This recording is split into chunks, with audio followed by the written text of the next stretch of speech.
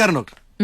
പറയൂ, എന്താ പ്രശ്നം? ഭയങ്കര നടുവേദന. പണ്ടൊക്കെ ഇത്രയും കുനിയാൻ പറ്റുമായിരുന്നു, ഇപ്പൊ ഇത്രേ പറ്റുന്നുള്ളൂ. അതുപോലെ ഞെളിയാനും തിരിയാനും ഒന്നും പറ്റുകയില്ല.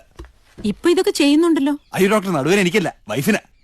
എന്നിട്ട് വൈഫ് എവിടെ? പുറത്തുണ്ട്, വിളിക്കാം. മാഡം അല്ല എടീ ഇങ്ങോട്ട് കയറിയോ. ചുമ്മാ പിടിപ്പിച്ച നല്ല വേദനയുണ്ട്. ഇവിടെ ഇരിക്കൂ. എപ്പോഴാ തുടങ്ങിയത്? കുറച്ചു ദിവസമായി. നിങ്ങളോടല്ല ചോദിച്ചത്. ഓ, വീട്ടിൽ അടിച്ചു വാരുന്നതും നിലം തുടയ്ക്കുന്നതും പാത്രം കഴുകുന്നതൊക്കെ ഇവിടെ ഒറ്റയ്ക്കാ. പറഞ്ഞാ കേക്കണ്ടായോ?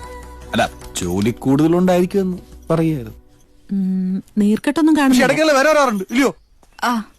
എല്ലാരും പറയുന്നത് ഡോക്ടർ തൊട്ടാ മാറുന്നു. അതുകൊണ്ടല്ലയോ കോട്ടയത്ത് ഇവിടെ വരെ വന്നത്. ഒറ്റ നോട്ടത്തിൽ പ്രശ്നമൊന്നുമില്ല. എന്നാ ഒന്നുകൂടെ നോക്കോ. ഞങ്ങൾക്ക് ധൃതിയില്ല.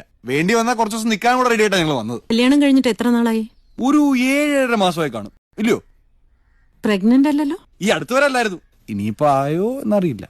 ആഹാ, നല്ല ഭർത്താവ്. പ്രഗ്നന്റ് അല്ലല്ലോ കുട്ടി? അല്ല. അതെന്താ, വേണ്ടെന്ന് വെച്ചിട്ടാണ്? എനിക്ക് താല്പര്യ. പറഞ്ഞാ കേക്കണ്ടായോ? 3-4 കൊല്ലം കഴിഞ്ഞിട്ട് മതി എന്നാ പറയുന്നത്. അതെന്താ കുട്ടി?